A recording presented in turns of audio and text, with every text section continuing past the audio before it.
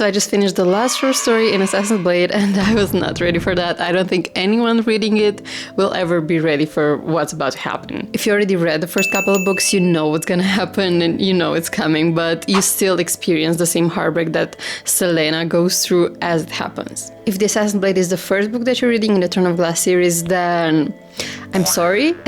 And I think you might be regretting your decisions right now and wished you would have had a heads up. But despite the heartbreak, I was so annoyed with Selena in this short story. Like, she is clueless throughout the whole story, but especially towards the end. I was like, Selena, come on, how can you be so clueless? How can you trust people that have clearly betrayed you before? I think in moments like those, you're kind of remembered of her actual age and that she's supposed to only be 17. But despite Selena's cluelessness, you can still feel her heartbreak. You're right there with her.